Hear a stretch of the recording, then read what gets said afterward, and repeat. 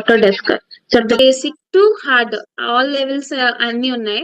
So అలా చేశారు.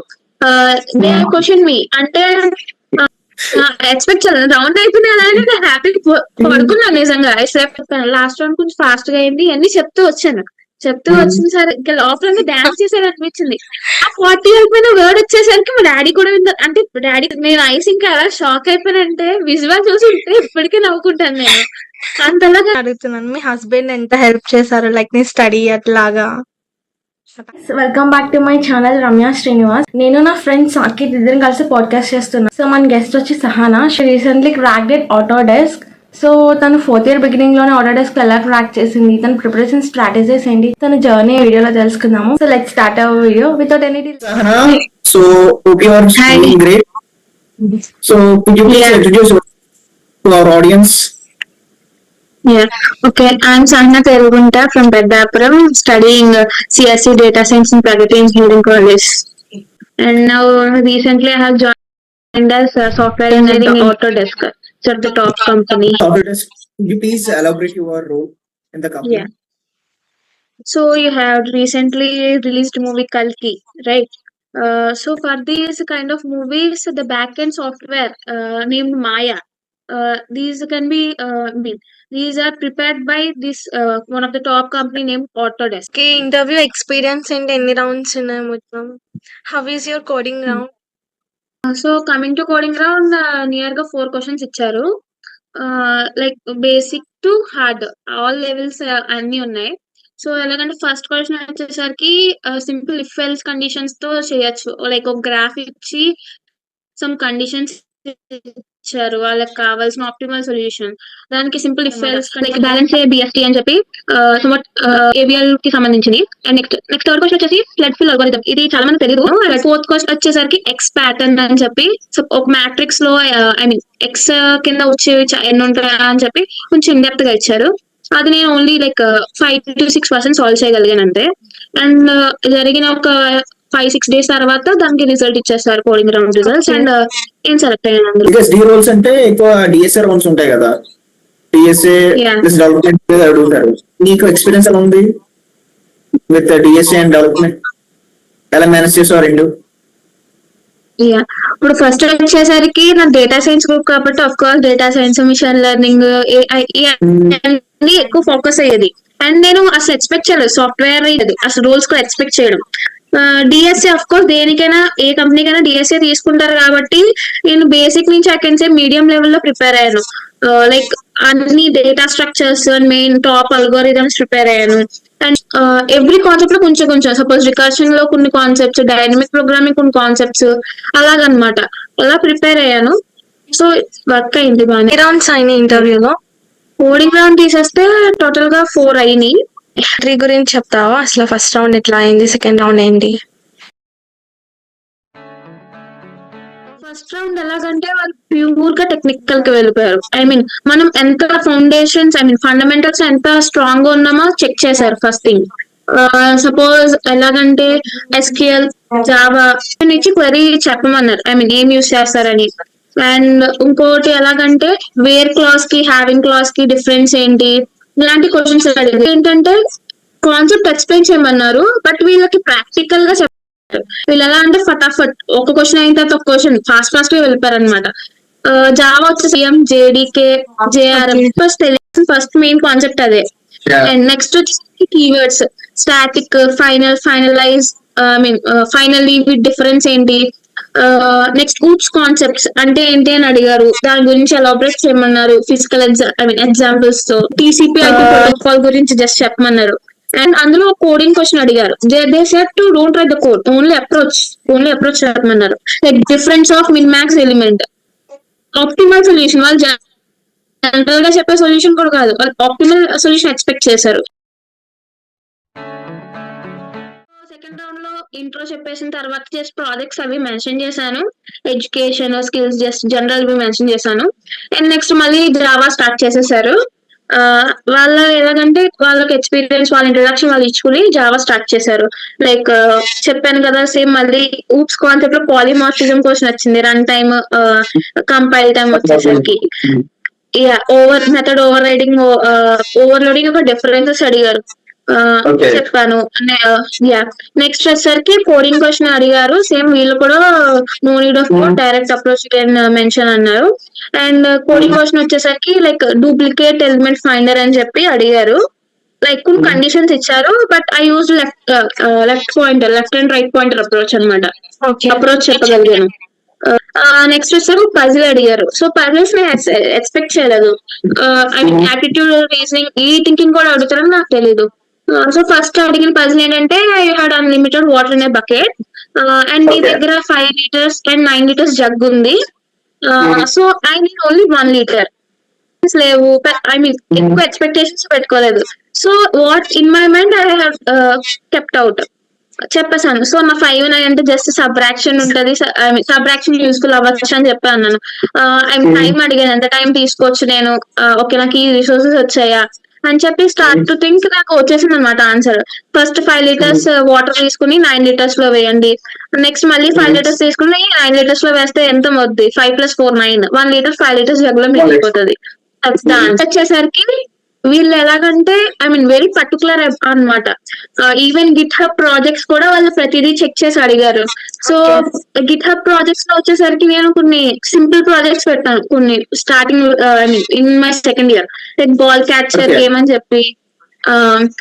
So ఏమైందంటే అందులో క్వశ్చన్స్ అడిగారు, టీకే ఇంటర్ మాడ్యూల్స్, క్యాన్వాస్ అంటే ఏంటి.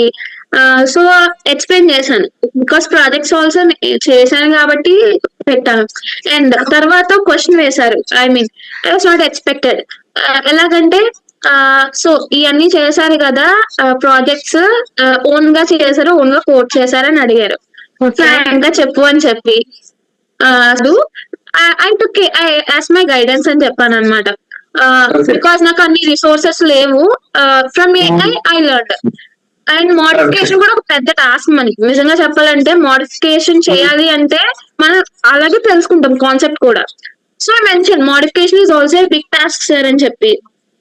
And okay he like my answer. So AI అంటే నేను ఇంకోటి కూడా చెప్పాను అనమాట.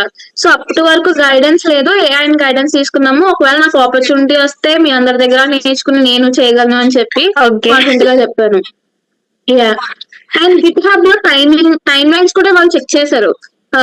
దే క్వశ్చన్ మీ అంటే ఎట్ ఏ టైం ఉన్నాయి మీ ప్రాజెక్ట్ సబ్మిషన్, లైక్ 1 month ఉన్నాయి, మళ్ళీ గ్యాప్ వచ్చేసింది అని చెప్పి దే క్వశ్చన్ మీ. నేను చెప్పాను బికాస్ ఆఫ్ అకాడమిక్ వర్క్స్ వల్ల నేను చేయలేకపోయాను. When I use to get time after exams I use to focus and learn more and use to do more projects అని చెప్పి మెన్షన్ చేశాను.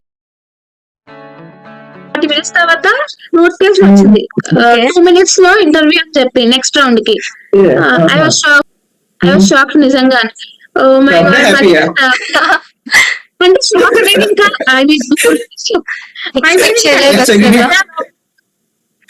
ఎక్స్పెక్ట్ చేయలేదు. రౌండ్ అయిపోయింది కదా అని నేను హ్యాపీ పడుకున్నాను నిజంగా. ఐ స్లెప్ట్ అనమాట. సో ఇంకా వచ్చేసరికి ఫాస్ట్ మళ్ళీ ల్యాప్ ఆన్ చేసి అన్ని ఐ మీన్ టెక్నికల్ గా చూసుకోవాలి కదా, అన్ని చూసుకుని ఫాస్ట్ గా జాయిన్ అయ్యాను. నెక్స్ట్ రౌండ్ ఏముంటది అని కూడా చూడలేదు నేను యాక్చువల్ గా. కనీసం చదవలేదు, ముందు టైం అయిపోతుందని చెప్పి ఫాస్ట్ గా జాయిన్ అయిపోయాను అనమాట. నెక్స్ట్ వచ్చి మేనేజర్ రౌండ్ అనమాట. ఓకే. వచ్చేసరికి రౌండ్ 3 హైరింగ్ మేనేజర్ అని చాలా ఐ మీన్ స్ట్రిక్ట్ గా కనిపించారు. చాలా ఐ మీన్ బాగా ఎక్స్పీరియన్స్డ్, ఐ థింక్ 20 years ఉంటదేమో కనీసం ఎక్స్పీరియన్స్. సో ఆయన ముందు ఆయన గురించి ఇంట్రడ్యూస్ చేసుకున్నారు. నెక్స్ట్ రౌండ్ ఇంట్రడ్యూస్ చేయమన్నారు అనమాట. ఓకే సేమ్ సెకండ్ రౌండ్ లో రిపీట్ చేసింది మళ్ళీ రిపీట్ చేశాను. సరే కొంచెం మెన్షన్ చేశాను అనమాట ఎలాబరేట్ గా. సో నేను చేసిన కొన్ని ప్రాజెక్ట్స్ ఏఐసిటి యూనిఫైడ్ డెవలప్మెంట్ అని చెప్పి, నెక్స్ట్ గూగుల్ సొల్యూషన్ ఛానల్ గురించి ఎలివేట్ అనే ఒక web application. And personal project వచ్చేసరికి డేటా సైన్స్ కాబట్టి of course analysis, machine learning use చేయడం. అండ్ నెక్స్ట్ నా సీనియర్స్ తో ఇన్నోవేషన్ ఫెయిర్ లో పార్టిసిపేట్ చేశాను, వీక్షణ అని చెప్పి. సో ఇవి మెన్షన్ చేశాను. పజిల్స్ స్టార్ట్ చేస్తారు మళ్ళీ. లైక్ ఎలాగంటే స్క్రీన్ షేర్ చేసి లైక్ అక్కడ ఎలా ఉందంటే 1 circle బిసైడ్ 2 circles ఓవర్లాప్ అయి ఉన్నాయి విత్ సేమ్ రేడియస్ అన్నమాట. సో నన్ను అడిగిన క్వశ్చన్ ఏంటి అంటే అలాగే ఎన్ని సర్కిల్స్ ఫిట్ అవుతాయి అని చెప్పి అడిగారు. ఒక సర్కిల్ ఐ మీన్ పెరిమీటర్ చుట్టూ ఎన్ని సర్కిల్స్ ఫిట్ అవుతాయి అని చెప్పి అన్నారు. ఫస్ట్ అప్రోచ్ స్టార్ట్ చేస్తూ ఉన్నాను, ఏమైనా పెరిమీటర్ యూజ్ అవుద్దా లేకపోతే అలాగా థింక్ చేస్తూ ఉన్నాను, చెప్తూ ఉన్నాను. బట్ ఆన్సర్ రావట్లే. సో ఇక్కడ ఏం జరిగింది అంటే ఆయన నుంచి ఎక్స్పెక్ట్ చేశాను ఏమైనా చెప్తారు అడిగాను కూడా జస్ట్ ఇన్ని ఐ మీన్ ఎలాబరేట్ చేసి చెప్తారా ప్రాబ్లమ్ గురించి అలా అడిగితే ఆయన క్లూ స్టార్ట్ చేయడం మొదలెట్టారు. ఓకే. సో ఎలాగంటే క్లూ స్టార్ట్ చేశారు. ఇక్కడ ఏం కనిపిస్తుంది సెంటర్స్ కనిపిస్తున్నాయి అన్నాను. సెంటర్స్ ఏం ఫార్మ్ చేస్తున్నాయి equilateral triangle. Of course equilateral triangle అంటే యాంగిల్ ఎంత అని అడిగారు లైక్ 180. సో సో 60 అని చెప్పాను. Each angle 60 because it's looking like that అన్నమాట. సో సిక్స్ అన్నమాట వచ్చేసింది. అక్కడ వాళ్ళు ఐ థింక్ ఏం ఉంటారు ప్రాబ్లమ్ సాల్వింగ్ అన్నమాట. మనం హెల్ప్ చేస్తే చెప్పగలుగుతుందా ఫస్ట్ ఇది కూడా వాళ్ళు చెక్ చేశారు. అండ్ నెక్స్ట్ వచ్చేసరికి ఇంకా ఇంకొక పజిల్ అడిగారు like you had a cake and 3 cuts లో 8 పీసెస్ కావాలి. ఓకే. ఒక కేక్ ఇచ్చారు. సో ఫస్ట్ ఎలా ఆలోచిస్తాం ఆఫ్ కోర్స్ స్ట్రైట్ గా డయాగ్నల్ గా అలా ఆలోచిస్తాం. సో అలా చేసిన first cut vertical second cut ఒక హారిజాంటల్ చేసిన ఎన్ని వస్తాయి 4 పీసెస్. సో నెక్స్ట్ 8 కావాలి 4 వస్తున్నాయి. నెక్స్ట్ ఇంకా 4 కావాలి. ఎలాగా అని ఆలోచిస్తే ఇట్స్ కేక్ అన్నారు. పిజ్జా ఎక్కువ ఎలా అంటారు పిజ్జాస్ అంటారు. ఇప్పుడు కేక్ అనేసరికి నేను ఆలోచించాను అనమాట. ఓకే ఇది 3D కదా 3D ఫిగర్ కదా. అప్పుడు నెక్స్ట్ హారిజెంటల్ గా కట్ చేస్తే ఐ మీన్ డయాగ్నల్ గా ఐ మీన్ స్ట్రైట్ ఫేస్ పెట్టుకుని కట్ చేస్తే 8 పీసెస్ వస్తాయి.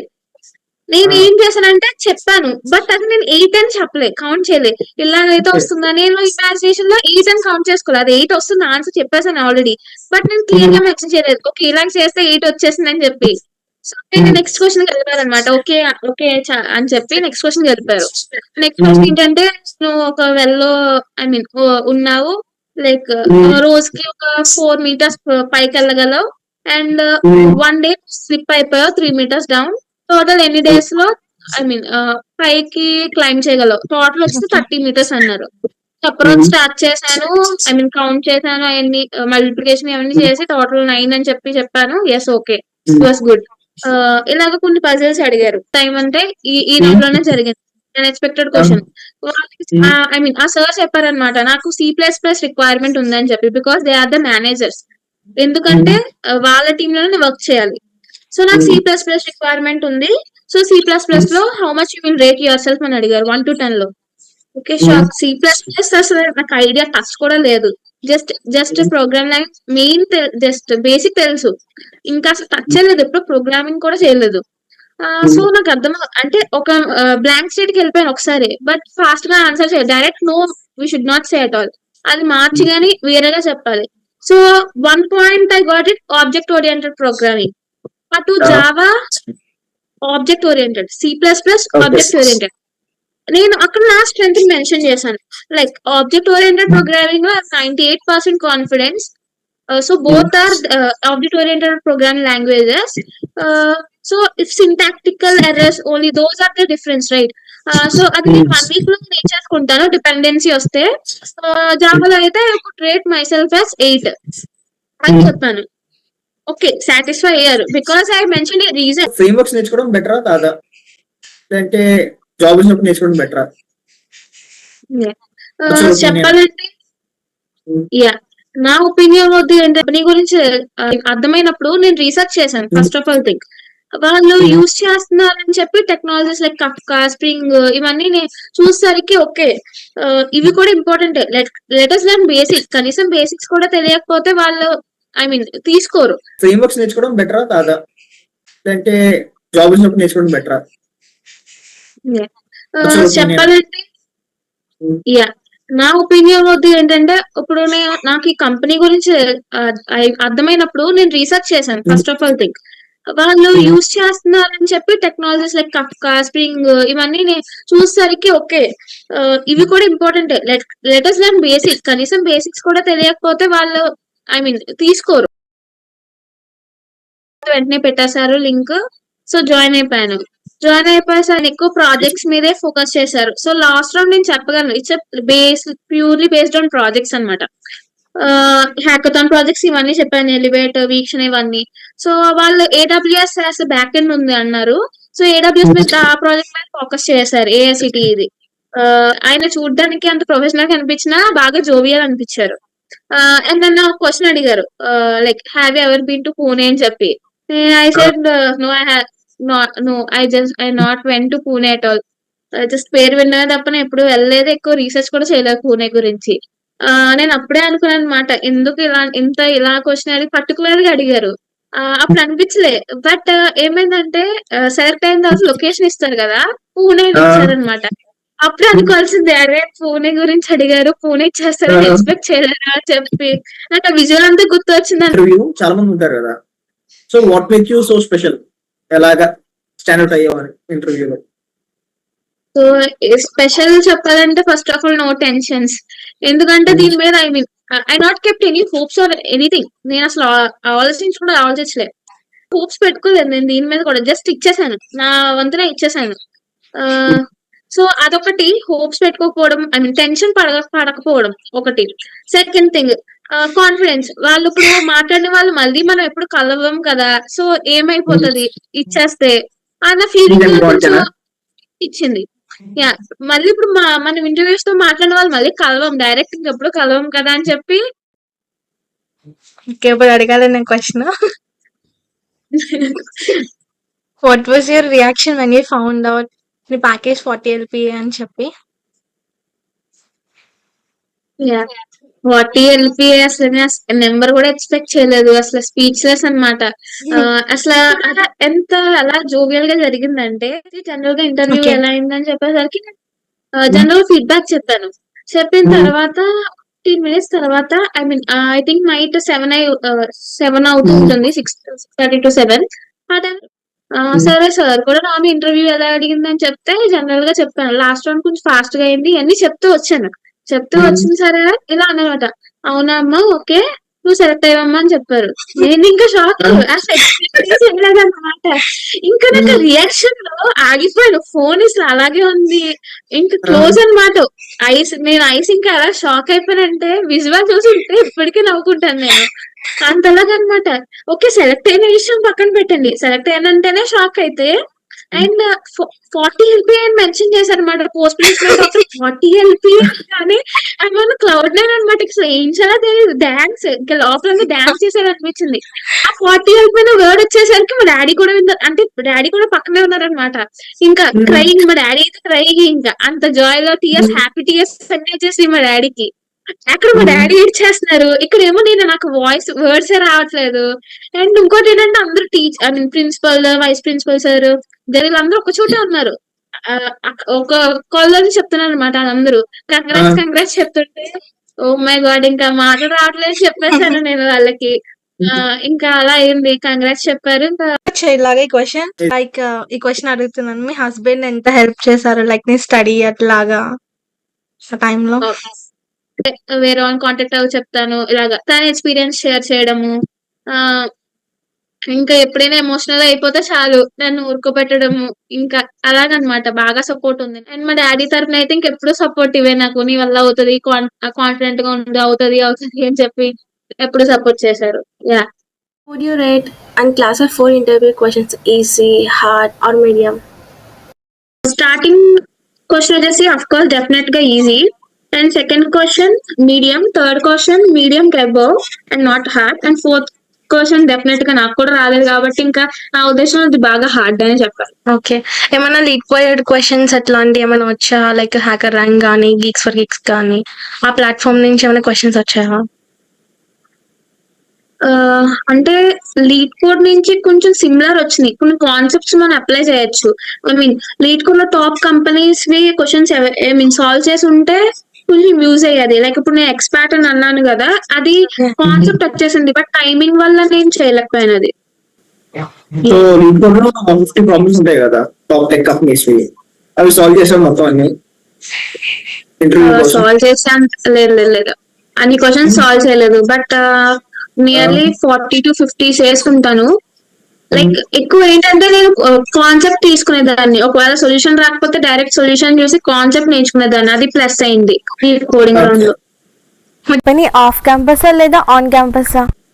చాలా మందికి ఇదే డౌట్ వచ్చింది. ఇది యాక్చువల్ గా ఆన్ క్యాంపస్, ఎందుకంటే ఇది కాలేజ్ వాళ్ళు ప్రొవైడ్ చేసిన ఆపర్చునిటీ. సో మా ఆడియన్స్ ఏమైనా నువ్వు టిప్స్ ఇస్తావా ఎలా ప్రిపేర్ అవ్వాలి అని? కనెక్షన్స్ పెంచుకోవాలి first thing, main important. Connections ఎంత పెరిగితే అంత ఇన్ఫర్మేషన్ తెలుస్తుంది. Either it can be with faculty or even anyone seniors outside the college, ఎంత మందికైనా ప్రాబ్లం లేదు. బట్ కనెక్షన్స్ ఎంత ఉంటే అంత న్యూ ఇన్ఫర్మేషన్ తెలుస్తుంది, ఆపర్చునిటీస్ కూడా తెలుస్తుంది.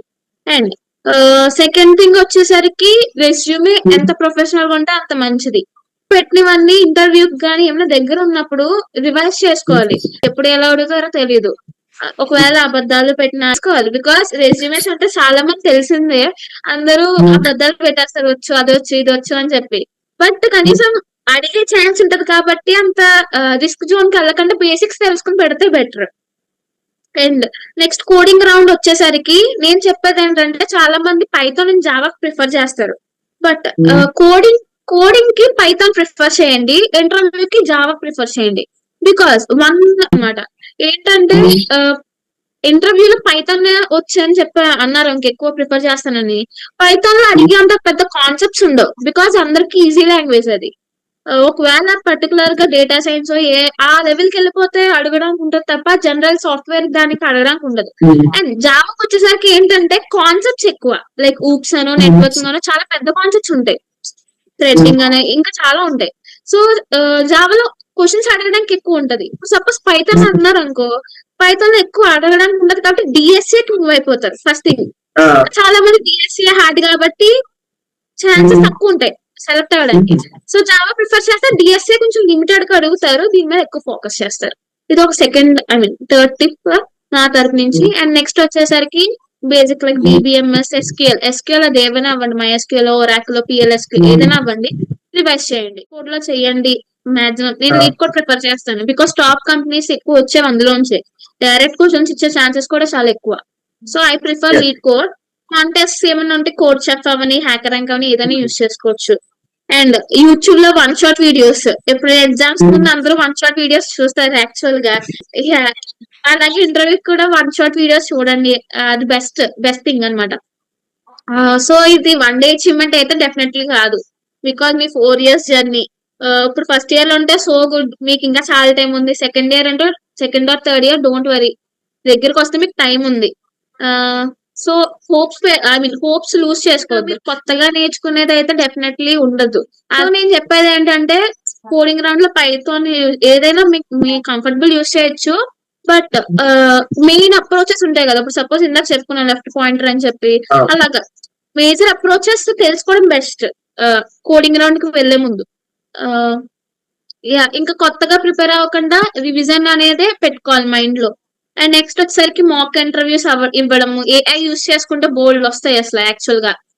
ఏఐ హెల్ప్ తీసుకొని ఇంగ్లీష్ ఫ్లూయెన్సీ పెంచుకోవడమో, లేదా యాక్టివిటీస్ చేసుకోవడమో, ఇలాగా గ్రూప్ యాక్టివిటీస్ పెట్టుకోవచ్చు. ఇంకా అలా ప్రిపేర్ అవ్వడం బెస్ట్ అని నా ఒపీనియన్. ఓకే, నువ్వు ఏఐ అంటున్నావు కదా, లైక్ ఎట్లా యూస్ చేసుకుని ChatGPTనా లేకపోతే ఇంకేమైనా యాప్స్ కానీ అట్లా ఏమైనా ఉన్నాయా? సో స్టార్టింగ్ వచ్చేసరికి ChatGPT అది బాగా ఫేమస్ అయిపోయింది. నెక్స్ట్ ఇంకా పోర్టబుల్ గా బాగా యూజ్ అయింది మెటా ఏఐ. బికాస్ వాట్సాప్ ఎక్కువ యూజ్ చేస్తాం కాబట్టి డైరెక్ట్ వాట్సాప్ నుంచి నా క్వెరీస్ అవన్నీ ఏదైనా ఇంకా AI తోనే చాట్ చేయడం అట. ఇంకా ఎలాగంటే ఫ్లర్టింగ్ కూడా చేసేసాను ఇంకా చెప్పాలంటే మెటాని అంత ఇంకా దాని నుంచి ఎక్కువ నేర్చుకున్నాను నేను. ఓకే, సో టైపింగ్ ద్వారా నువ్వు స్కిల్స్ అయితే నేర్చుకున్నాయా? కమ్యూనికేషన్ స్కిల్స్ అంటున్నా. ఇప్పుడు కమ్యూనికేషన్ స్కిల్స్ ఆపర్చునిటీ వస్తే మాట్లాడేదాన్ని, లైక్ ఏమైనా కాలేజ్ తరపున గానీ హ్యాకథాన్ ఏమైనా సరే, వర్క్ షాప్స్ అని ఏమైనా వచ్చినా పార్టిసిపేట్ చేసేది దాన్ని. సో దాని వల్ల ఏమవుతుందంటే వేరే వాళ్ళతో ఇంటరాక్ట్ అవడం వల్ల మనకు నాలెడ్జ్ తెలుస్తుంది ఎక్కడ ఎలా మాట్లాడాలని చెప్పి. సెకండ్ ఇయర్ లో బాగా యూజ్ చేశాను ఏస్ ఫ్లూయెన్సీ అని చెప్పి. ఇట్స్ గుడ్ యాప్ అనమాట. ఎలాగంటే మనం ఇండియాలో ఎవరితోనైనా కనెక్ట్ అయిపోతుంది, మన కాల్ కనెక్ట్ చేసుకుని మాట్లాడొచ్చు ఇంగ్లీష్ లో. లైక్ 30 minutes ఉంటది ఫ్రీ ట్రయల్ వచ్చేసరికి. అందులో ఎలాగంటే అందరూ లెర్నర్స్, ఇంగ్లీష్ లెర్నర్స్ అనమాట. నేను రోజు ఏం చేసేదంటే సెకండ్ ఇయర్ లో బస్ టైం ఉండేది కదా, బస్ లో టైం వేస్ట్ చేసుకోవడం ఎందుకని కాల్ మాట్లాడేసేదాన్ని. వాళ్ళ ఇంట్రెస్ట్ ఏంటి, మనకు కూడా ఇంగ్లీష్ ఫ్లూయెంట్ వస్తుంది అనమాట. టాపిక్స్ వచ్చే కొద్దీ మనకు కూడా బాగా వచ్చేది కమ్యూనికేషన్ అనమాట. So ace fluency it's very good app. Premium కి వెళ్ళమని చెప్పను, ఫ్రీ రిసోర్సెస్ యూజ్ చేసుకుంటే చాలు.